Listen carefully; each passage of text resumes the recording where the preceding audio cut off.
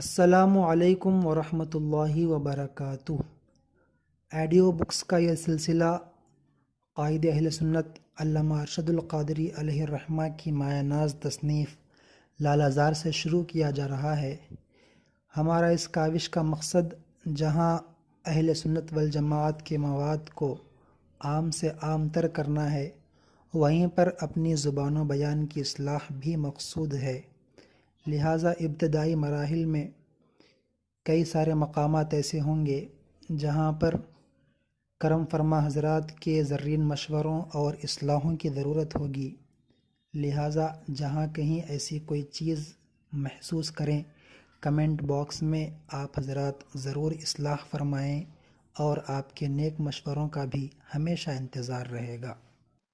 بسم اللہ الرحمن الرحیم۔ جلوہ زیبا اس وقت کی بات ہے جب کہ سلطنت مغلیہ کا خورشید اقبال ڈوب چکا تھا اور سرحد سے لے کر مدارس کے ساحل تک سارا کشور ہند انگریزی اقتدار کے زیر نگیں تھا۔ لکھنؤ میں ایک انگریز کمشنر بحال کیا گیا۔ چونکہ اس وقت کی دفتری زبان فارسی تھی، اسی لیے کمشنر کو فارسی زبان سیکھنے کی شدت سے ضرورت محسوس ہوئی، اور اس کے لیے لکھنؤ کے مشہور فارسی داں ملا سراج الدین کی خدمات حاصل کر لی گئیں۔ ملا جی روزانہ شام کو 4 بجے انگریز کمشنر کو ٹیوشن پڑھانے آتے تھے۔ موصوف عصر اور مغرب کی نماز کمشنر صاحب کی کوٹھی پر ہی ادا کرتے تھے۔ کمشنر کی ایک نوجوان لڑکی تھی۔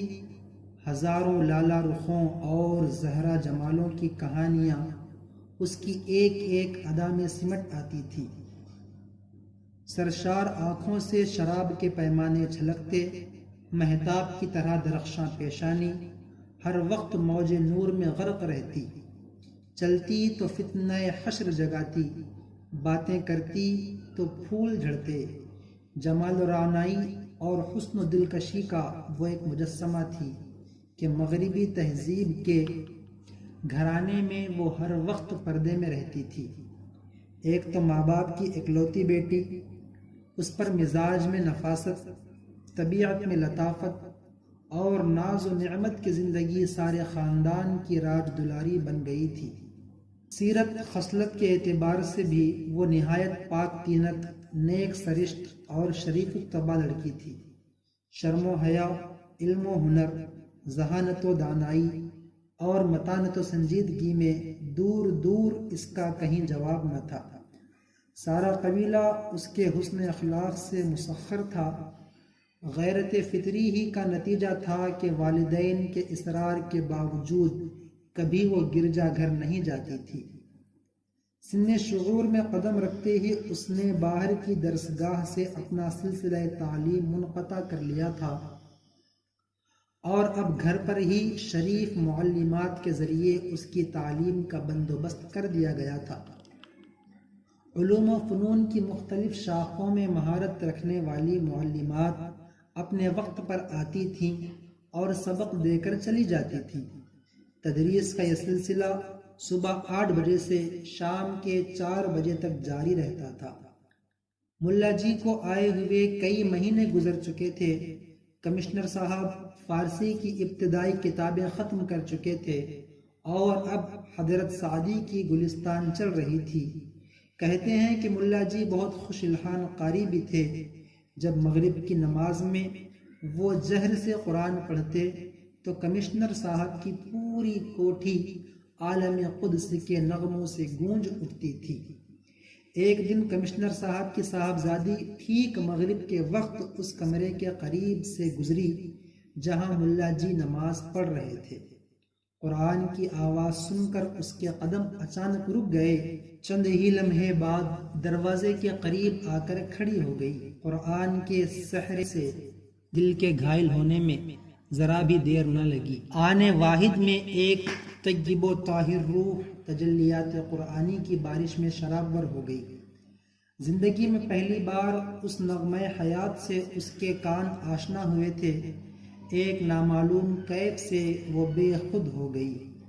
عالم اشتیاق میں وہ پھر وہ آگے بڑھی اور پردے کی اوٹ سے ملا جی کو ایک نظر دیکھا۔ نماز کی حیت عبادت دیکھ کر وہ حیرت میں ڈوب گئی۔ ہاتھ باندھ کر ساکت و مؤدب کھڑا رہنا، پھر سرنگو ہو جانا اور اس کے بعد ماتھا ٹیکنا۔ عجز و انکساری کی یہ ادائیں اس کی آنکھوں کے لیے اچنبھے سے کم نہیں تھی۔ اب سے پہلے اس کی آنکھوں نے یہ روح پرور مناظر کبھی نہیں دیکھے تھے۔ جب تک ملا جی نماز پڑھتے رہے وہ تصویر حیرت بنی دیکھتی رہی۔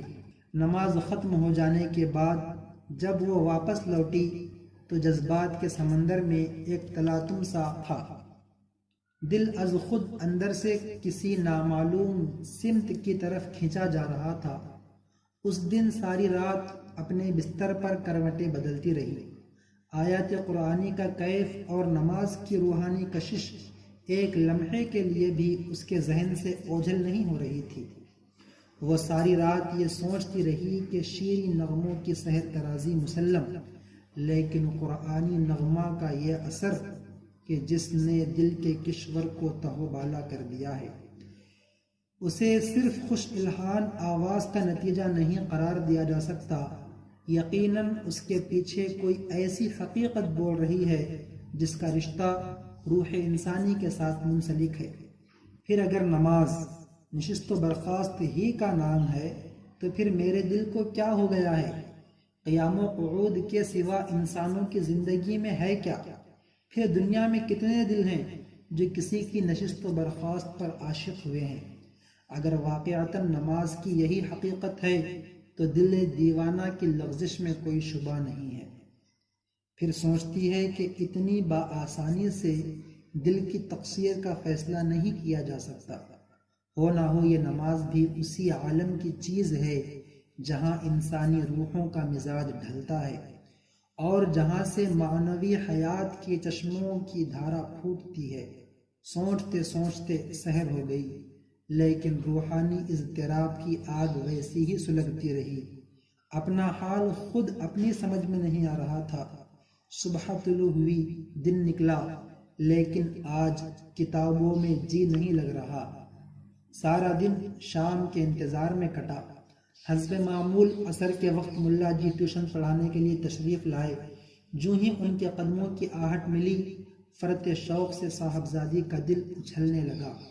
بڑی مشکل سے سورج ڈوبا اور ملا جی مغرب کی نماز کے لیے کھڑے ہوئے۔ شہزادی قبل از وقت ہی پس پردہ کان لگائے کھڑی تھی۔ قرآن کی آواز کان میں پڑتے ہی دل کا حال بدلنے لگا۔ روح نغمہ جاوید کے کیف میں ڈوب گئی۔ آج دل ہی متاثر نہیں تھا بلکہ آنکھیں بھی اشکبار تھی۔ کئی بار رومال سے بہتے ہوئے آنسو خشک کیے، لیکن چشمہ سیال کی طرح اس وقت تک سیلاب امڑتا رہا جب تک ملا جی نے نماز ختم نہیں کر لی۔ اسی عالم کرب میں کئی مہینے گزرے۔ دل کے شور محشر سے کوئی واقف نہ تھا۔ ہر روز مغرب کی نماز کے وقت پردہ در سے لگا ہوا جذبات کے تلاطم کا جو طوفان امڑتا تھا، خود ملا جی کو بھی اس کی خبر نہیں تھی۔ اب کئی مہینے کے عرصے میں مسیحی گھرانے کی دوشیزہ نامعلوم طور پر اسلام سے بہت قریب ہو گئی تھی۔ نماز اور قرآن کے عشق نے اب اسے اس راستے پر لا کر کھڑا کر دیا تھا جو کسی بھی وارفتہ حال مسافر کو ذرا سی دیر میں مدینے تک پہنچا دیتا ہے۔ دوسرے لفظوں میں دل اس رسول کی غائبانہ عقیدت سے سرشار ہوتا جا رہا تھا جس نے دنیا کو قرآن اور نماز جیسی نعمت لازوال سے بہرہ اندوز کیا تھا۔ اکثر رات کی تنہائی میں سوچا کرتی تھی کہ جس رسول کے لائے ہوئے پیغام میں یہ کشش ہے، خود اس رسول میں کتنی کشش ہوگی۔ بلا وجہ عرب کے صحرا نشین اس پر شیفتہ نہیں تھے۔ اس کی زیبائی کا یہی جلوہ کیا کم ہے کہ آج اس کے نادیدہ عشاق سے ساری دنیا بھر گئی ہے۔ یقیناً محمد عربی صلی اللہ علیہ وسلم عظمت و راستی میں ایک سراپا حقیقت کا دوسرا نام ہے۔ ناز کی پلی ہوئی لاڈلی بیٹی روزانہ صبح کو نئے کپڑے زیب تن کر کے باپ کو آداب کیا کرتی تھی۔ باپ کے دل کی شادابی اور روح کی آسودگی کا یہ سب سے بڑا ذریعہ تھا۔ آج وہ بڑی سج دھج سے آداب کرنے آئی تھی۔ آداب سے فارغ ہو کر مچلتے ہوئے انداز میں کہا، فادر، ایک درخواست پیش کروں، قبول فرمائیے گا۔ بیٹی کے ان الفاظ پر باپ کی روح جھوم اٹھی، شفقت پدری کا جذبہ پھوٹ پڑا۔ فرط محبت میں بے قابو ہو کر جواب دیا، میری لخت جگر، ساری زندگی یہ آرزو رہ گئی کہ دوسرے بچوں کی طرح تم بھی کچھ فرمائش کرو اور میں اسے پوری کر کے تمہاری مسرتوں کا تماشا دیکھوں، لیکن نہ جانے تمہاری افتاد طبع کیسی واقع ہوئی ہے کہ یہ آرزو تشنا ہی رہی۔ اب جبکہ زندگی میں پہلی بار اپنے ارمان کے اظہار کے لیے تمہاری زبان کھلی ہے تو کیا اب یہ بھی پوچھنے کی ضرورت ہے کہ میں اسے قبول کروں گا یا نہیں؟ تمہارے علاوہ کون میری زندگی کی امیدوں کا مرکز ہے جس کے لیے کوئی بات اٹھا رکھوں گا؟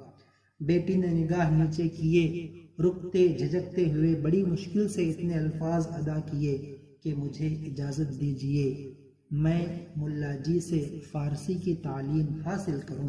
باپ نے یہ سن کر ایک قہقہا لگایا اور بیٹی کو تھپکاتے ہوئے کہا، اتنی ذرا سی بات کے لیے تم نے اتنی زبردست تمہید باندھی؟ میرا تو گمان تھا کہ تم کوئی بہت اہم فرمائش کرنے والی ہو۔ تمہیں اجازت ہی نہیں بلکہ تحسین و آفرین بھی ہے کہ تمہارے اندر حصول علم کا شوق جاگ اٹھا ہے۔ دوسرے دن ملا جی بعد نماز مغرب صاحبزادی کو بھی فارسی کی تعلیم دینے لگے۔ محنت و ذہانت نے تھوڑے ہی عرصے میں فارسی زبان سے اچھی طرح روشناس کر دیا۔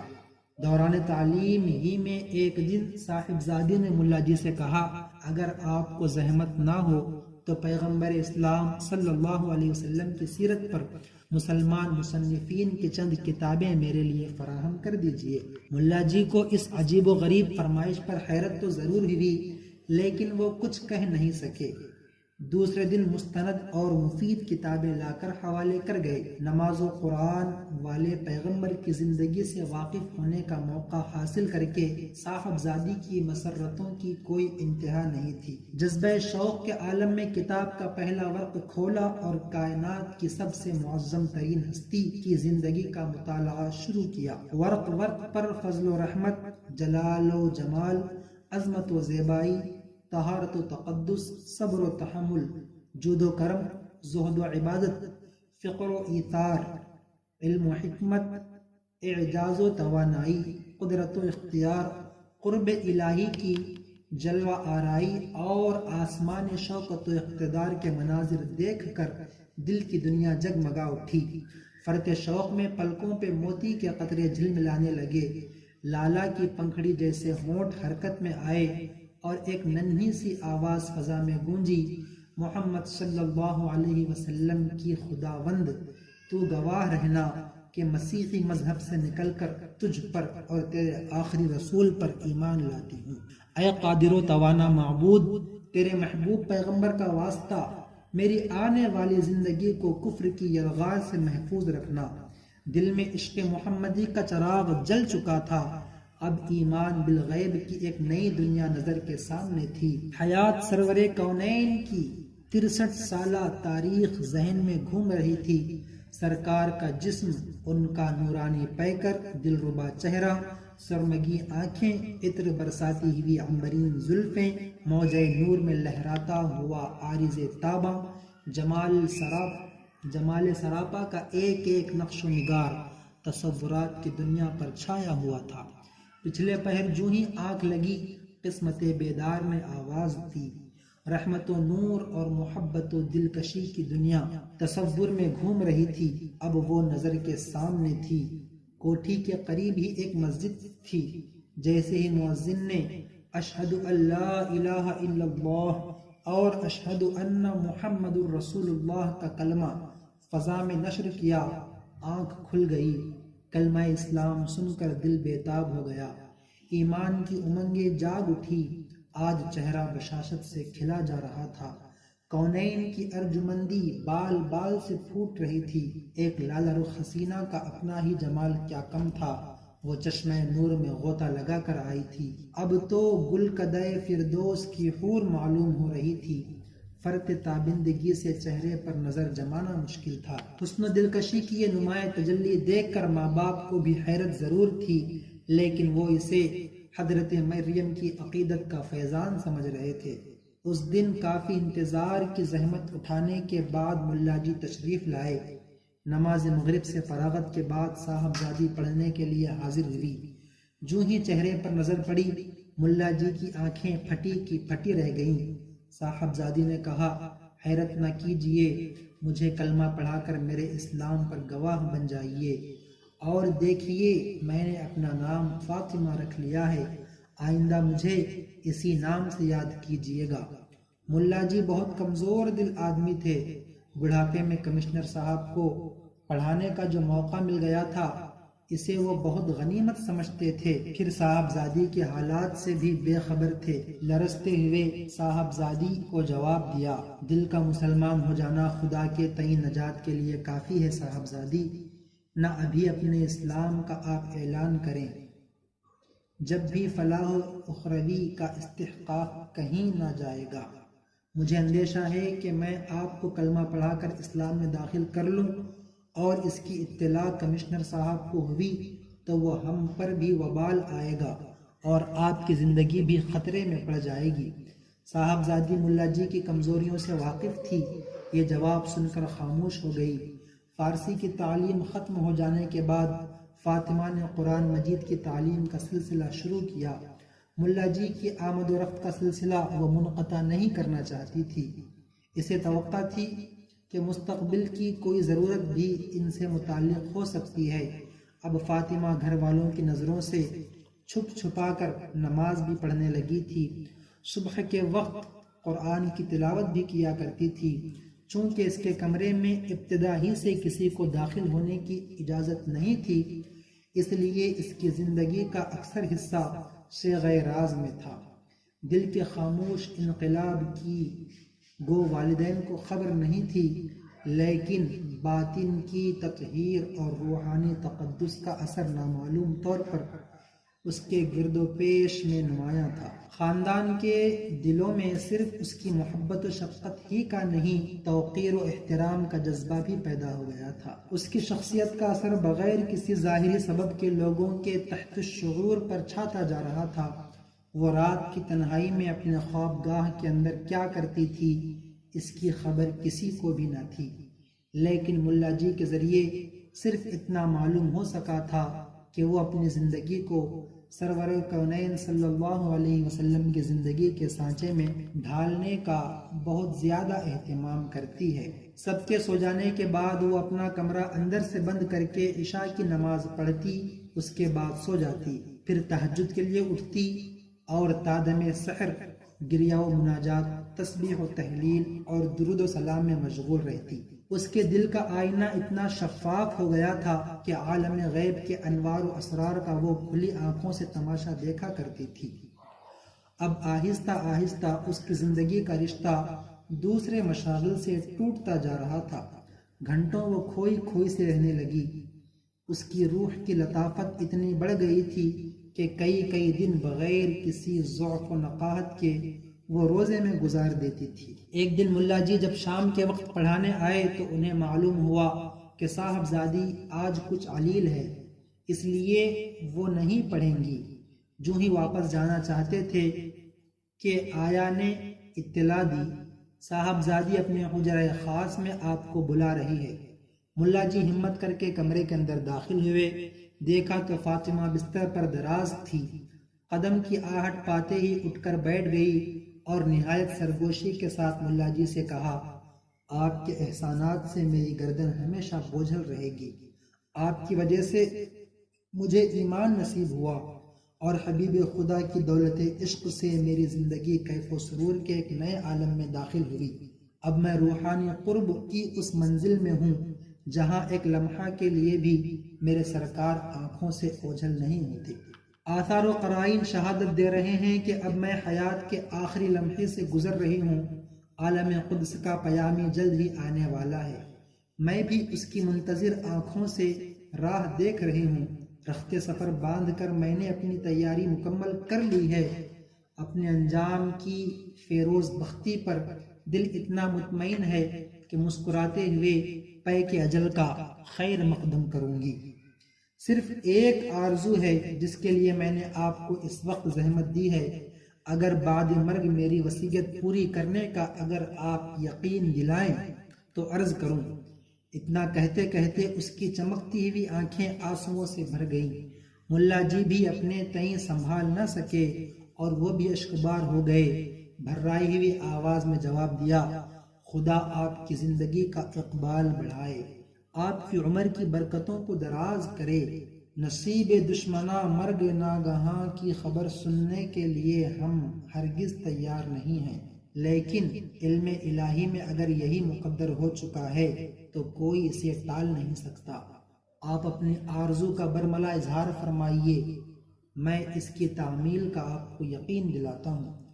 صاحبزادی نے رازدارانہ لب و لہجے میں کہا، آپ جانتے ہیں میرے قبول اسلام کی خبر گھر والوں کے علم میں نہیں ہے۔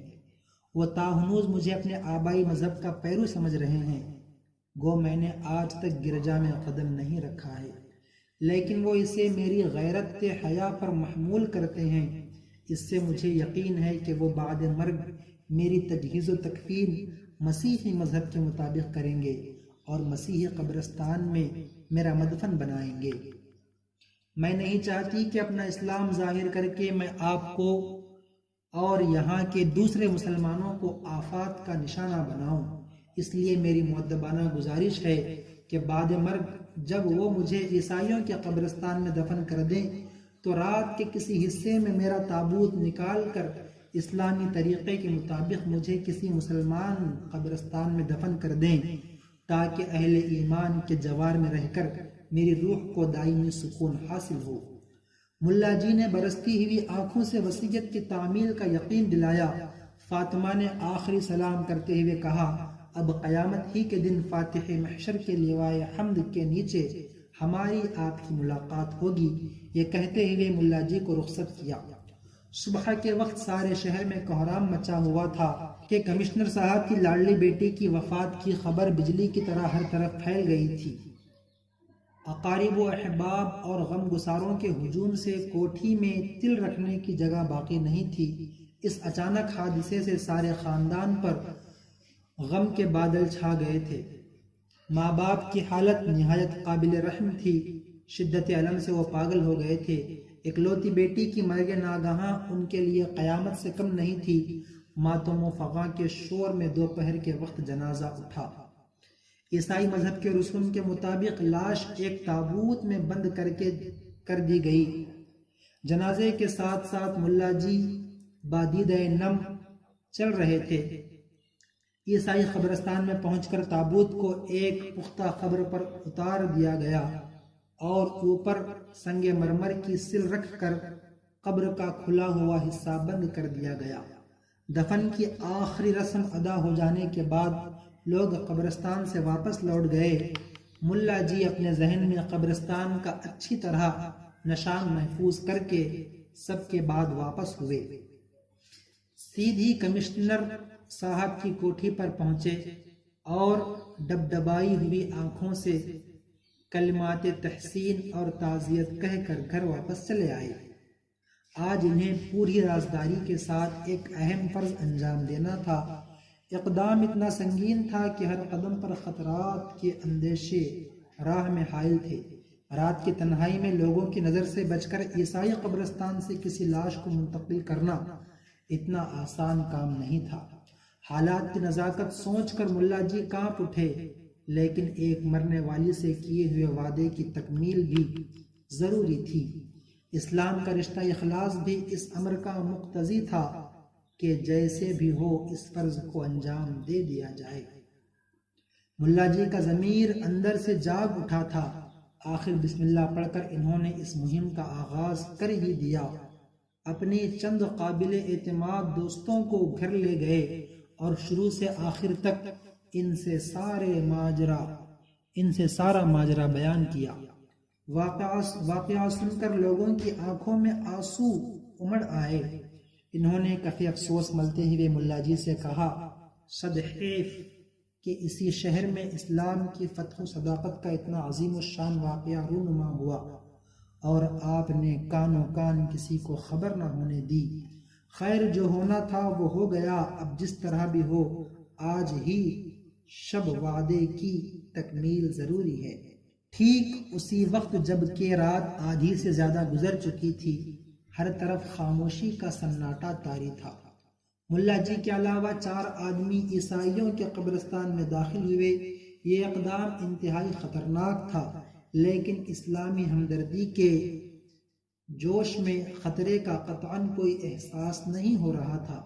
ملا جی کی رہنمائی میں 4 آدمی قبر تک پہنچے، سنگ مرمر کی سل ہٹائی اور قبر میں اتر کر تابوت کو باہر نکالا۔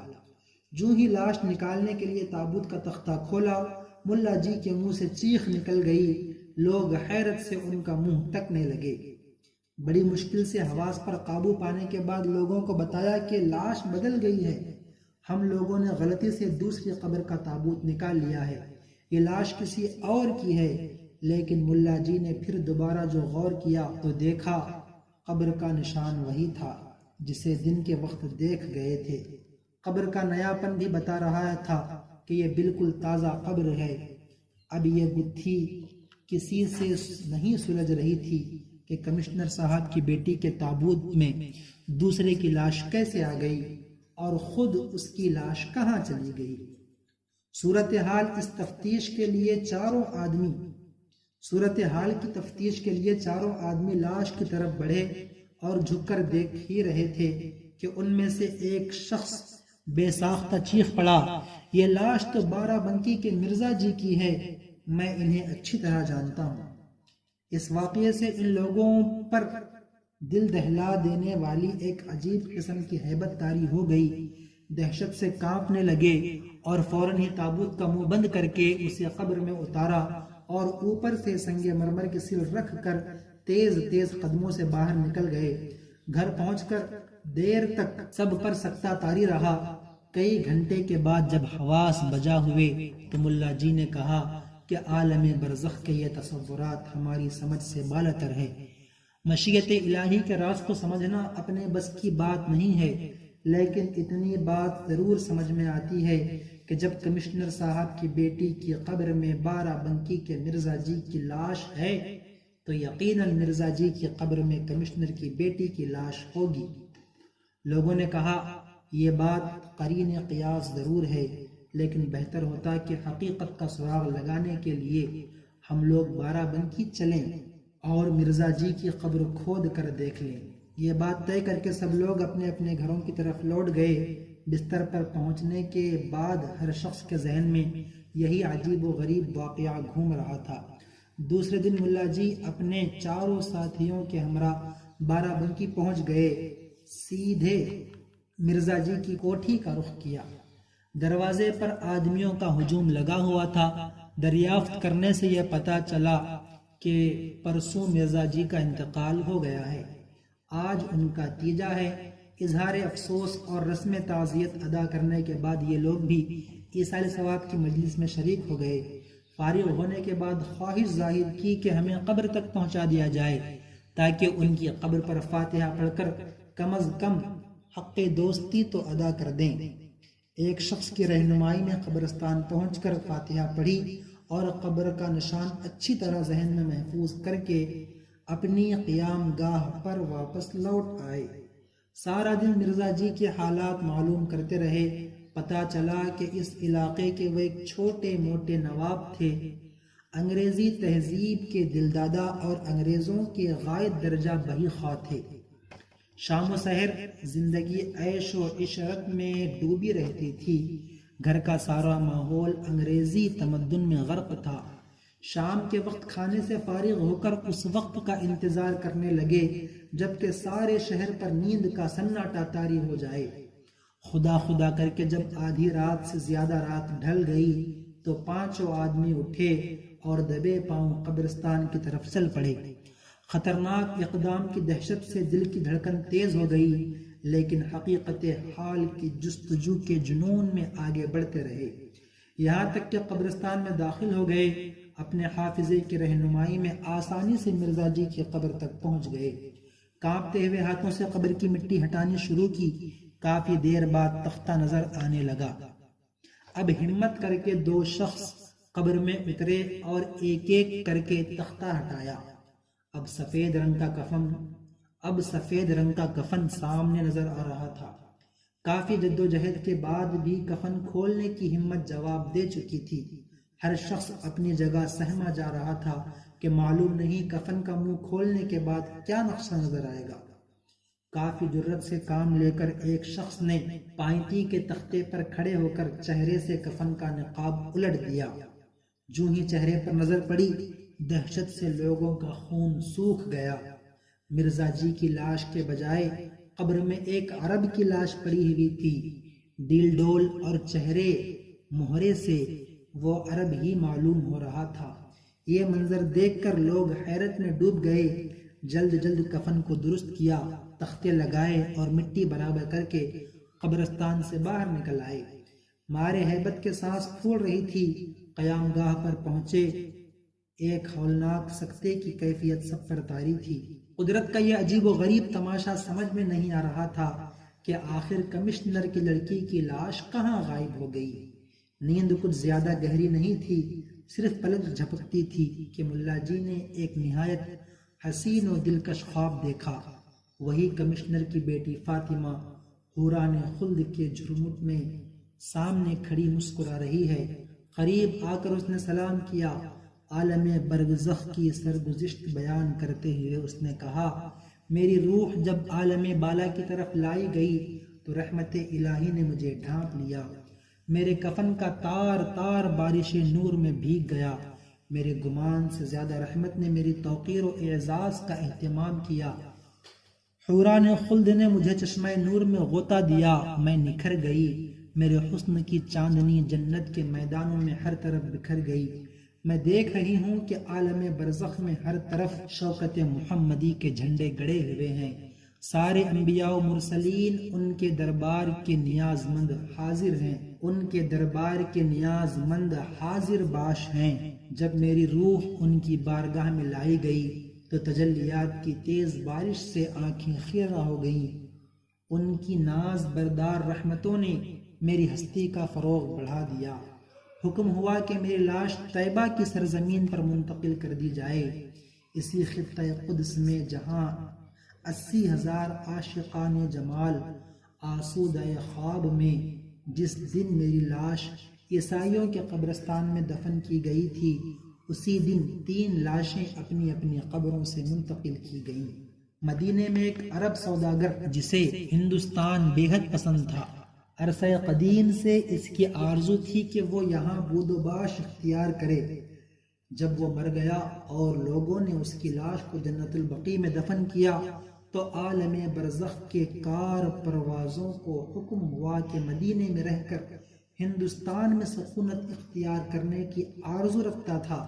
مدینے کی زمین اس کی نگاہ میں عزیز نہیں تھی، اس لیے اس کی لاش کو ہندوستان منتقل کر دیا جائے، اسے یہاں پر رہنے کا کوئی حق نہیں ہے۔ دوسری لاش بارہ بنکی کے مرزا جی کی تھی۔ عیسائیوں کے ساتھ غائب درجہ الفت کی وجہ سے وہ زندگی بھر انگلستان جانے کی تمنا میں مرتے رہے۔ بھول کر بھی انہیں دیار عرب کا خیال نہیں آیا۔ جب ان کی لاش دفن کی گئی تو حکم ہوا اسلام سے بیگانہ ہو کر اس نے جس عیسائی قوم کے ساتھ زندگی کے دن گزارے ہیں اسے اسی قوم کے قبرستان میں منتقل کر دیا جائے۔ اموات مسلمین کے ساتھ اسے ہرگز نہیں رکھا جا سکتا۔ اپنا سلسلہ بیان جاری رکھتے ہوئے فاطمہ نے خواب ہی میں کہا کہ فرمان غیب کے مطابق مدینے کے احاطہ نور سے عرب کی لاش بارہ بنکی کے قبرستان میں منتقل کی گئی اور اس کی خالی شدہ قبر میں لکھنؤ سے میری لاش پہنچا دی گئی اور مرزا جی کی لاش کو عیسائیوں کے قبرستان میں میری جگہ منتقل کر دیا گیا۔ فاطمہ نے کہا کہ عالم برزخ کے ان واقعات پر حیرت کی وجہ نہیں، موت کے بعد انسان کے اعتقاد اور عمل کا اثر اس کی برزخی زندگی پر یقیناً پڑتا ہے۔ یہاں پر ہر آن اس طرح کے مناظر نگاہوں سے گزر رہے ہیں۔ میں واضح طور پر محسوس کر رہی ہوں کہ اس عالم میں کسی کو بھی وہ اعزاز نہیں ہے جو عشق رسول کو ہے۔ میری روحانی آسائش و تکریم کی ساری ارجمندی عشق رسول کا ہی صدقہ ہے۔ یہ حقیقت ہے کہ رحمت و کرم کی تسخیر کے لیے اس سے زیادہ زود اثر نسخہ بنی نوع انسانی کو اب تک میسر نہیں آ سکا ہے۔ کاش خاکدان گیتی کے رہنے والے اس راز کو سمجھ سکتے۔ اتنا کہنے کے بعد فاطمہ کی روح نگاہوں سے اوجھل ہو گئی۔ ملا جی کی جب آنکھ کھلی تو ان پر ایک رقت انگیز کیفیت طاری تھی۔ بار بار وہ سینہ پیٹتے تھے کہ ہائے میں نے فاطمہ کی قدر نہیں پہچانی۔ اس خواب نے غفلت کا سارا خمار اتار دیا۔ جس نے سنا دم بخود ہو کے رہ گیا۔ برزخ کے حالات پر لوگوں کا یقین تازہ ہو گیا۔ قبر کے بھیانک انجام سے لوگ ڈرنے لگے۔ کہتے ہیں کہ ان 5 آدمیوں پر چشمدید واقعات کا اتنا گہرا اثر پڑا کہ ان سب کی زندگی اچانک بدل گئی۔ وہ ترک دنیا کر کے یاد الہی میں مصروف ہو گئے۔